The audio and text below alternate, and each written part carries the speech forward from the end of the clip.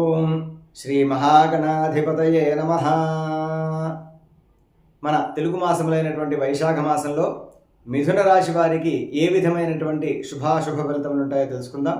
ముఖ్యంగా మిథున రాశి అనగా మృగశిర నక్షత్రం 3-4 పాదములలో జన్మించినటువంటి వారు, ఆర్ద్ర నక్షత్రం 4 పాదములలో జన్మించినటువంటి వారు, పునర్వసు నక్షత్రం 1, 2, 3 పాదములలో జన్మించినటువంటి వ్యక్తులందరూ కూడాను ఈ మిథున రాశికి చెందినటువంటి వ్యక్తులు అవుతారు. అయితే ఈ రాశి వారికి కొంత మిశ్రమ ఫలంగా ఈ యొక్క మాసం అనేటువంటిది కనిపిస్తున్నది.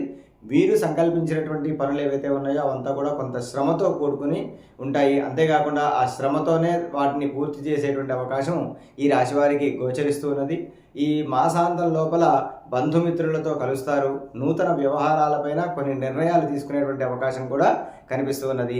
విందు వినోదాల్లో కొన్ని శుభకార్యాల్లో కూడా మీరు పాల్గొనేటువంటి అవకాశం ఈ మిథున రాశి వారికి కనపడుతూ ఉన్నది. అయితే అనుకోకుండా ధన ప్రాప్తి కూడా ఈ రాశి వారికి కలుగుతుంది. ఉద్యోగ వ్యవహారాలతో కొంత శ్రమతో కూడినటువంటి అనుకూలతలు ఉంటాయి. సంఘంలో కూడా వీరికి గౌరవం కొంతవరకు పెరుగుతుంది. దూర ప్రయాణాలు కూడా చేస్తారు.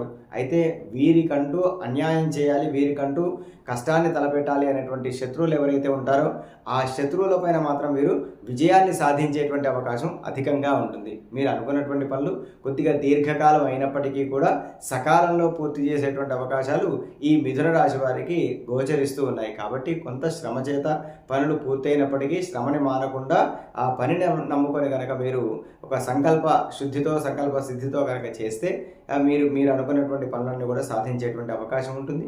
ఈ రాశివారు ముఖ్యంగా చంద్రశేఖరాష్టకాన్ని నిత్యము పారాయణం చేసుకోవడం ద్వారా ఖచ్చితంగా అత్యంత శుభ ఫలితాలు ఈ రాశివారికి కలిగేటువంటి అవకాశాలు ఉన్నాయి. కాబట్టి ఆ చంద్రశేఖరాష్టకాన్ని నిత్యము పారాయణ చేసి శుభ ఫలితాలని పొందాలని ఆశిస్తూ నమస్కారం.